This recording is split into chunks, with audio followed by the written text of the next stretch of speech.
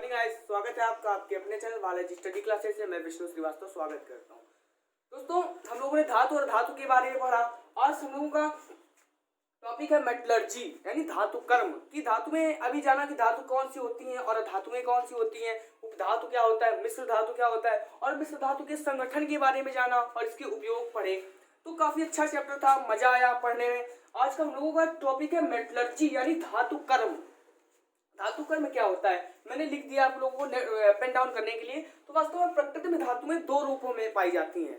प्रकृति में जो धातुएं होती हैं वो दो रूपों में पाई जाती है। कौन कौन सी? एक होती मुक्त अवस्था और एक होती संयुक्त अवस्था। संयुक्त का मतलब दोस्तों आपको पता चला है मुक्त और संयुक्त मुक्त और संयुक्त दोनों मिला के यानी दो रूपों को मिला के हम लोग संयुक्त रूप बोलते हैं, दो चीजों को मिला के। तो इसमें क्या है, मुक्त अवस्था में धातु धातु के रूप जैसे। अब धातु का रूप जैसे मुख्य अवस्था में दोस्तों देखते तो जैसे कि सिल्वर हम लोगों का एक होता है। क्या होता है? सिल्वर। और क्या होता है? गोल्ड। यानी गोल्ड मतलब दोस्तों सोना।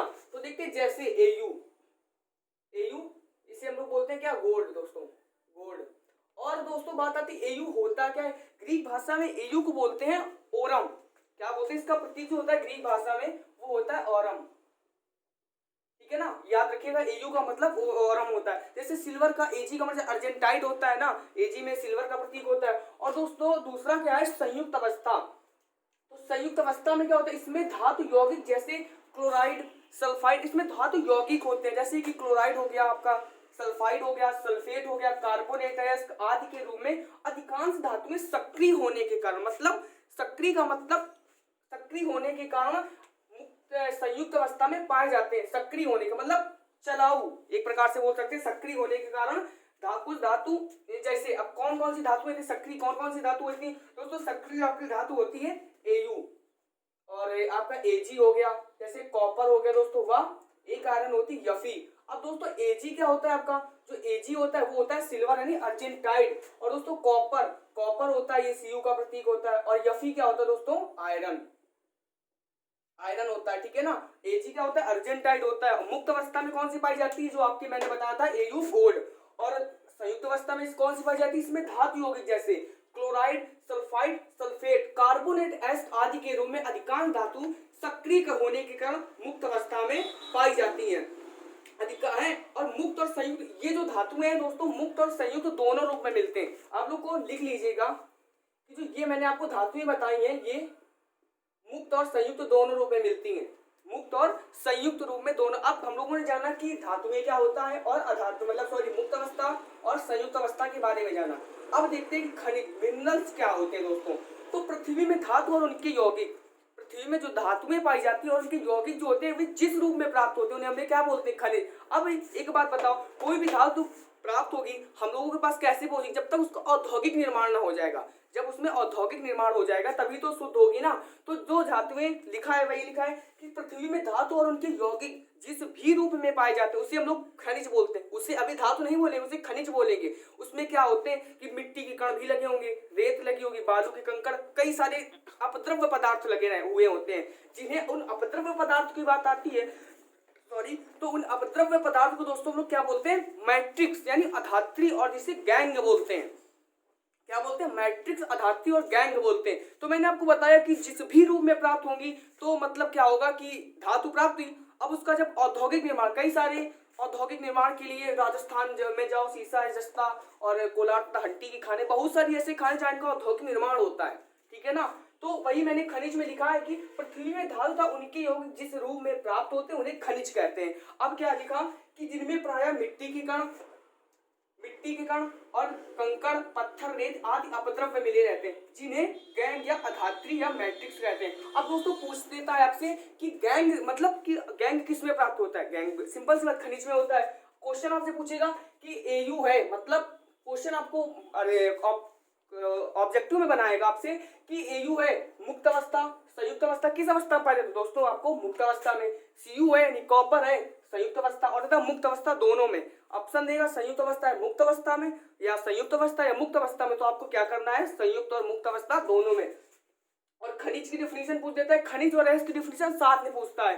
2 या 3 नंबर में पूछ देता है कि खनिज और अयस्क क्या होते हैं, खनिज और अयस्क के उदाहरण सहित परिभाषाएं लिखो। तो मिनरल्स लिखा कि पृथ्वी में धातु और उनके यौगिक जिस भी रूप में प्राप्त होते हैं उन्हें खनिज बोलते हैं। उसमें जो मिट्टी के कण, रेत, बालू के कंकड़, ये सारे अपद्रव्य लगे रहते हैं जिन्हें क्या बोलते हैं, मैट्रिक्स या अधात्रीय बोलते हैं। अब दोस्तों हम लोग देखते हैं अयस्क क्या होते हैं।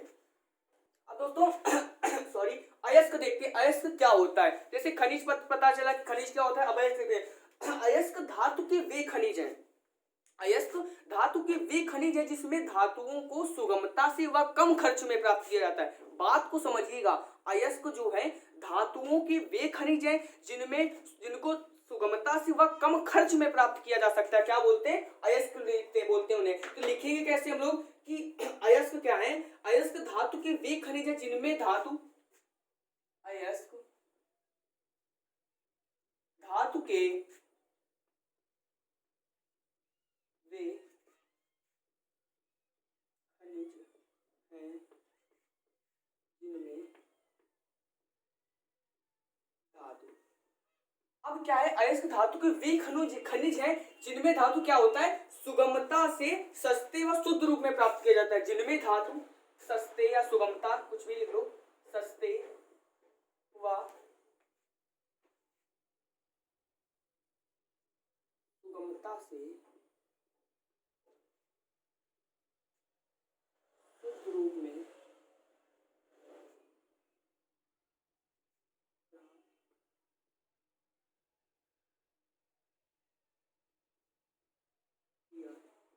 जाता है, तो क्या बोलते हैं, अयस्क हो गए थे। अयस्क कहते हैं, अयस्क धातु के वे खनिज है जिनमें धातु क्या होता है, जिनमें धातु सस्ते व शुद्ध रूप में कम खर्चे। अब कोई भी चीज जो ये सब लोगों को आसानी रहती है कि कम खर्च में इस काम हो जाए तो ज्यादा अच्छा रहता है, तो बस वही तो है जिसमें सस्ते व कम खर्च में सुगमता से प्राप्त किया जाता है, उन्हें क्या बोलते हैं, अयस्क बोलते हैं। और दोस्तों क्या होता है कि इन सभी अयस्क खनिज होते हैं, सभी अयस्क खनिज होते हैं लेकिन सभी खनिज अयस्क नहीं होते हैं। सभी अयस्क खनिज होते हैं लेकिन सभी खनिज अयस्क नहीं होते हैं। ये बात याद रखिएगा कि सभी क्या होता है, सभी अयस्क खनिज होते हैं। नोट पॉइंट में लिखिएगा, सभी अयस्क खनिज होते हैं लेकिन क्या होता है, सभी खनिज लेकिन सभी खनिज अयस्क नहीं होते हैं। दोस्तों बस इसी की वजह से क्या होता है कि आपको ये डेफिनेशन पूछी जाती है कि सभी, ये आपको नोट पॉइंट में लिखना होगा अगर पूछे जाएगा। सिर्फ इसी वजह से, इस पॉइंट की वजह से आपसे पेपर में क्वेश्चन मार्क में पूछा जाएगा क्वेश्चन कि खनिज और अयस्क में बेसिक अंतर बताओ। अगर पूछ देगा खनिज और अयस्क में क्या अंतर है, एक अंतर देकर स्पष्ट करो, तो दोस्तों आपको खनिज की डिफिनेशन लिखनी होगी और क्या होगा, अयस्क की। अब खनिज क्या होता है, वे सभी धातु जो सुगमता से प्राप्त किए जाते हैं, जो जिस भी रूप में प्राप्त किए जाते हैं खनिज कहते हैं। उसमें जो मिट्टी के कण, बालू के कण, रेत, जो भी पदार्थ अपद्रव्य लगे रहते हैं उन्हें गैंग अधात्री बोलते हैं। अयस्क क्या होता है, अयस्क धातु के वे खनिज है जिनमें धातु सस्ते व सुगमतापूर्ण सरल खर्च में, सस्ते कम खर्च में शुद्ध रूप में प्राप्त किया जाता है, उन्हें अयस्क कहते हैं। लेकिन सभी अयस्क खनिज होते हैं लेकिन सभी खनिज अयस्क नहीं होते हैं, इसे बस आपको लिखना होगा।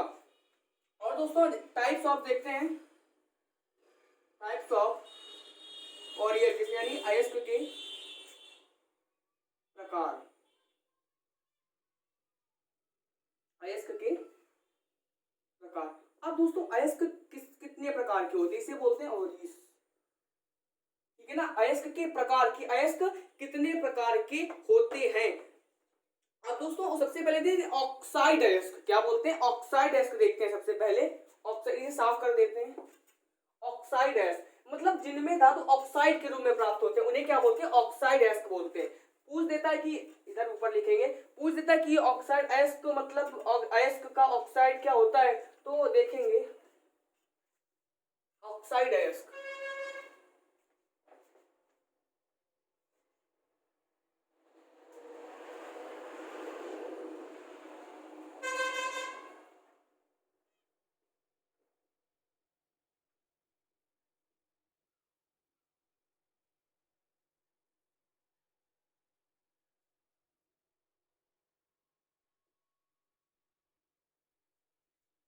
टाइप्स ऑफ और यानी अयस्कों के प्रकार। तो सबसे पहले लिखेंगे ऑक्साइड अयस्क।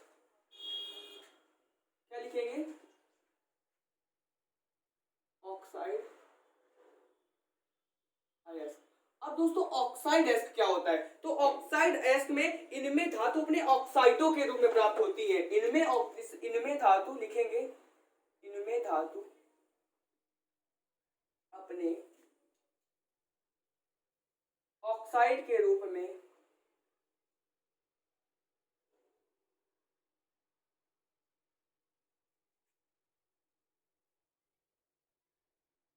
प्राप्त होती है।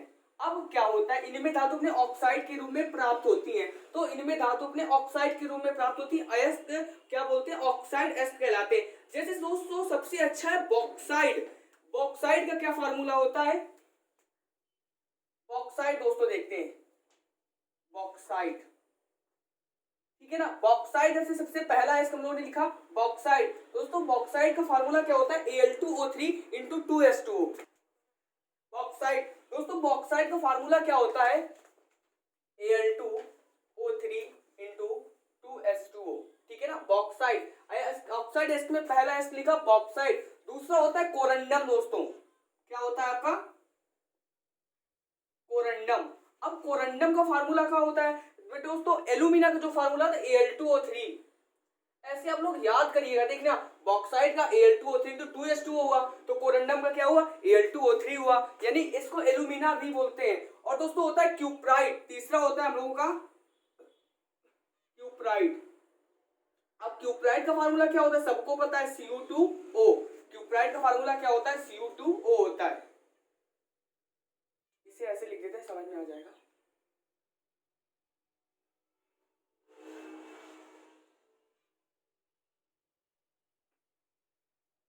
और चौथा नंबर क्यूप्राइट यानी बॉक्साइड हुआ। बॉक्साइड का फार्मूला Al2O3 into 2S2O हुआ। कोरंडम हुआ Al2O3, और क्या हुआ? क्यूप्राइट हुआ, जिसका फार्मूला होता है कि Cu2O। अब दूसरा हुआ दोस्तों जिंकाइट।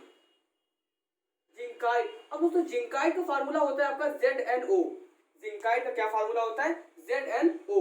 जिंकाइट का फार्मूला होता है आपका ZnO। और क्या हुआ दोस्तों? कोरंडम हो गया। हेमेटाइट दोस्तों, एक बचा हेमेटाइट। हेमेटाइट किसका है? इसका लोहे का है। अब देखिएगा, आप जब आगे याद करेंगे तो ये भी एस्क है। जैसे आपका बॉक्साइड एल्यूमिनियम का एस्क है, कोरंडम एल्यूमिनियम का एस्क है, क्यूप्राइट कॉपर का एस्क है, जिंकाइट जिंक का एस्क है। मैं आपको याद करने की ट्रिक भी बताऊंगा कि किस प्रकार से पहचाने कि कौन कौन से एस्क है। अभी तो हम लोग जान रहे हैं कि ऑक्साइड एस्क कौन से होते हैं, कार्बोनेट एस्क कौन कौन से होते हैं, और सल्फाइड एस्क कौन कौन से होते हैं। तो जिंकाइट, जेडनोल, और दूसरा होता है हेमेटाइट। ये दोस्तों किसका एस्क है? तो अभी जब आगे चर्चा करेंगे तो ये होता है लोहे का एस्क, जिसका दोस्तों फार्मूला होता है Fe2O3। Fe2O3, Fe2O3, ये होता है किसका? हेमेटाइट का फार्मूला। तो चार ही जानते, चार ही अच्छे बेसिक है और इसी के बारे में समझते हैं। दोस्तों बॉक्साइड, बॉक्साइड किसका होता है? Al2O3 हुआ। और कोरंडम हुआ, कोरंडम किसका है? वास्तव में होता है ये एल्यूमिनियम का है। एल्यूमिनियम जो होता है ना, तो जिसके ऊपर प्लस का 3 4 होता है, सबका टप लगता है ना, सबको होता है। कोरंडम क्या हुआ? Al2O3 हुआ।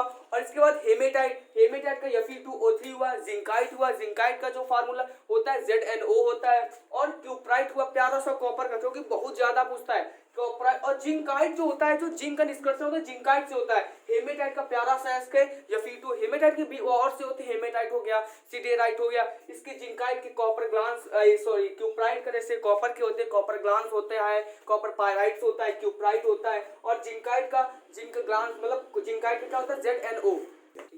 दोस्तों बॉक्साइट किसका होता है? एल्यूमिनियम यानी Al2O3 का होता है। और कोरंडम एल्यूमिनियम का भी एस्क होता है। ये मैं इसलिए आपको बेसिक समझा रहा हूँ कि अभी आगे आपको पता चले, बताएंगे आगे इसी चैप्टर में कि कौन सा किसका एस्क होता है। क्यूप्राइट कॉपर का एस्क होता है, और हेमेटाइट लोहे का आपका एस्क होता है, जिंकाइट ZnO यानी जिंक का एस्क होता है। काफी सारे एस्क होते हैं। अब ऑक्साइड एस्क के बारे में जाना। अब दोस्तों देखते हैं कार्बोनेट एस्क। इनमें धातु क्या होती है? बस इसमें क्या था, ये इनमें धातु अपने ऑक्साइड के रूप में प्राप्त होती है। उसमें क्या होती है? इसमें धातु अपने कार्बोनेट के रूप में प्रयुक्त होती है। तो लिखेंगे कार्बोनेट एस्क।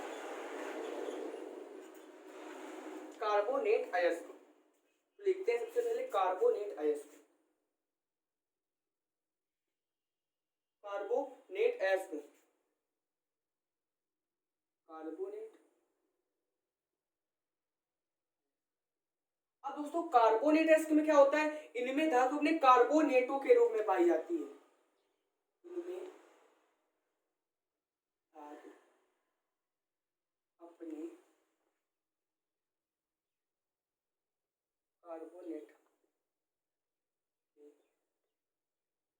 कार्बोनेटों के रूप में पाई जाती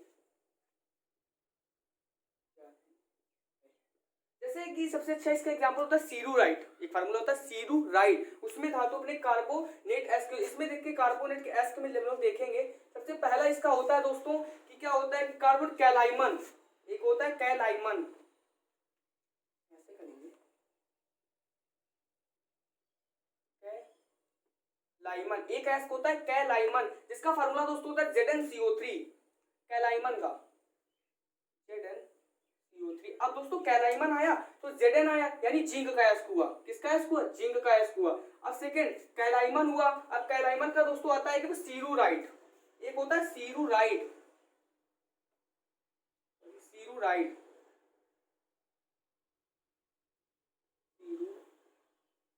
ये दोस्तों आपका एस्क होता है, इसका फार्मूला होता है PbCO3, PbCO3 इसका फार्मूला होता है PbCO3, ठीक है ना। किसका, कैलाइमन का हुआ, सीरूराइट का हुआ, PbCO3, और होता है लाइसोस्टोन होता है दोस्तों। पहला हुआ कैलाइमन हुआ आपका, दूसरा हुआ सीरूराइट हुआ, तीसरा दोस्तों एक इसका होता है लाइमस्टोन, क्या होता है, लाइमस्टोन, लाइमस्टोन। अब इसका दोस्तों क्या होता है, क्योंकि CaCO3 का फार्मूला होता है, CaCO3 होता है कैल्शियम कार्बोनेट का नाम होता है ना, CaCO3, CaCO3। अब ये किसका होता है, अब फार्मूला भी दोस्तों बन सकते हैं, zinc carbonate, lead carbonate, CaCO3, यानी Ca क्या होता है, कैल्शियम कार्बोनेट, देखे तो फार्मूला भी तो हम लोगों के बनना है। तीसरा हुआ, ठीक है, लाइमस्टोन, कैलाइमन क्या क्या हुआ, ZnCO3, सीरूराइट का क्या हुआ, PbCO3, लाइमस्टोन का क्या हुआ आपका, कि लाइमस्टोन का हुआ आपका CaCO3 हुआ। अब दोस्तों देखते हैं कि कैलाइमन हो गया ना आपका, अब वो आता है कि डोलोमाइट, डोलोमाइट, चौथा डोलोमाइट, डोलोमाइट का क्या होता है फार्मूला, डोलोमाइट का होता है MgCO3 इंटू CaCO3, क्या होता है डोलोमाइट का, MgCO3 इंटू CaCO3 होता है किसका, आपका डोलोमाइट का, ठीक है। अब होते हैं सल्फाइड, अब चार एस हुए, कैलाइमन हुआ आपका, सीरूराइट हुआ, लाइमस्टोन हुआ, डोलोमाइट हुआ, CaCO3 हुआ, लाइमस्टोन का हुआ CaCO3 हुआ, सीरूराइट का हुआ PbCO3 हुआ, कैलाइमन का हुआ ZnCO3 हुआ। अब नेक्स्ट देखते हैं दोस्तों, इसमें आशा करते हैं आपको समझ में आया होगा, क्योंकि एस पूछ देता है कि सल्फाइड एस, दो सल्फाइड एस्को के नाम लिखो। शुरुआती में देखने को मिलेगा पेपर में कि 2 या 3 एस्को के नाम लिखो, अगर कार्बोनेट्स पूछे तो कैलाइमन, सीरूराइट, लाइमस्टोन और डोलोमाइट, तो कैलाइमन का जो फार्मूला था वो लिखिएगा, ये 4 फार्मूले लिख दीजिएगा, चार को 2 पूछे तो 2 के नाम लिखिएगा, और 4 पूछे तो 4 का नाम आसानी से आप लोगों को लिख देना है, और बड़े बेहद अंदाजे में लिखना है। कार्बोनेट के बाद दोस्तों आता है सल्फाइड एस्क, सल्फाइड एस्क,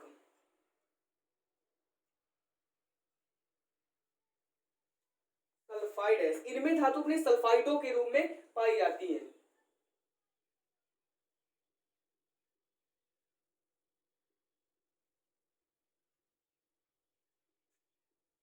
इसमें क्या लिखेंगे, इनमें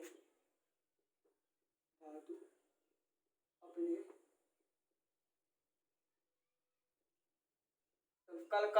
कार्बोनेट के रूप में प्राप्त होती थी, इसमें धातु अपने सल्फाइडों के रूप में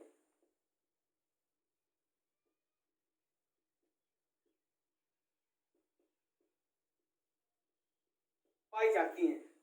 अब इसके एस कौन कौन से होते हैं, कि इसमें सल्फाइड एस कौन कौन से होते हैं, तो दोस्तों सल्फाइड एस में एक होता है गैलेना, गैलेना, गैलेना, गैलेना का फार्मूला होता है लेड सल्फाइड, PbS, ठीक है ना, लेड सल्फाइड, गैलेना का फार्मूला होता है आपका PbS, क्या होता है PbS, यानी गैलेना का होता है लेड सल्फाइड, हम लोग PbS को लेड सल्फाइड भी तो बोल सकते हैं ना, और होता है कॉपर पायराइड, एक होता है कॉपर पायराइड, कॉपर पायराइड, इसे मत भूलिएगा क्योंकि सबसे CuFeS2 क्योंकि दोस्तों पता है क्या होता है, क्योंकि जो आपको प्राप्त करने के लिए बोलता है सबसे अच्छा अयस्क है कॉपर का, जो अयस्क होता है मुख्य अयस्क है कॉपर का, कॉपर पायरेट CuFeS2। अगला दोस्तों है जिंक ब्लेंड, तीसरा है आपका जिंक ब्लेंड, इसका होता है ZnS, जिंक ब्लेंड का होता है ZnS। और चौथा आपका है कि सिनेबार, हाँ बहुत अच्छा है इसके सिनेबार, नाम तो सुना होगा आप लोगों ने सिनेबार। सिनेबार क्या होता है दोस्तों, HGS, Hg क्या होता है आपका पारा होता है, Hg क्या होता है पारा होता है, HGS। अब दोस्तों पता है क्या पूछता है कि पारा का प्रतीक क्या होता है, टंगस्टन का प्रतीक क्या होता है, एंटीमनी का प्रतीक क्या होता है, और सिनेबार पारा बार एक ही होता है। इन सब के प्रतीक पूछता है, ज्यादा पूछ लेता है क्योंकि कुछ भी पूछ सकता है, तो आप लोगों को कुछ प्रतीक जरूर याद होने चाहिए आप लोगों को, ठीक है ना। तो Hg सिनेबार क्या होता है, पारा का अयस्क होता है क्या सिनेबार, यानी सिनेबार। अब जो पारा का प्रतीक होता है क्या होता है Hg होता है। तो आप लोग ऐसा काम करिएगा कि हमें प्रतीक उसमें बताइएगा कि टंगस्टन का, एंटीमनी का और पारा का तो मैंने बता दिया, Hg का, टंगस्टन और एंटीमनी का हमें प्रतीक सब लोग बताइएगा। मैं आप लोगों को बता दूं कि W और SB इसमें ये आप लोगों को बताना है W और SB में कि कौन टंगस्टन का प्रतीक है और कौन एंटीमनी का प्रतीक है। आप लोगों को ये हमें कंफर्म करके बताना है कमेंट में, ठीक है। तो फिर मैं बताऊंगा सिनेबार क्या हुआ दोस्तों, HGS हुआ। और दोस्तों अर्जेंटाइड एक और लिख के, पांचवा अर्जेंटाइड होता है Ag2S होता है अर्जेंटाइड का।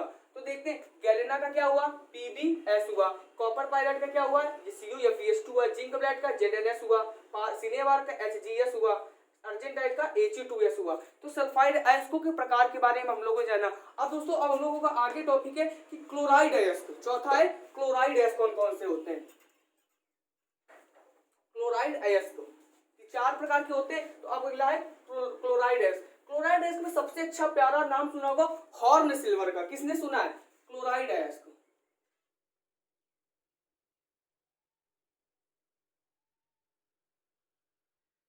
क्लोराइड अयस्क। इसमें धातु अपने क्लोराइडो के रूप में प्राप्त होती है।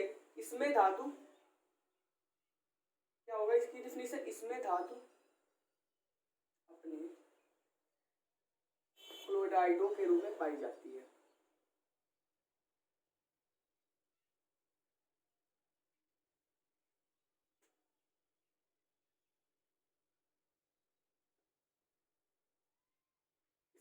क्या होती है, इसमें धातु अपने क्लोराइडो के रूप में पाई जाती है। जैसे कि दोस्तों हॉर्न सिल्वर क्या होता है, एक पर होता है हॉर्न सिल्वर,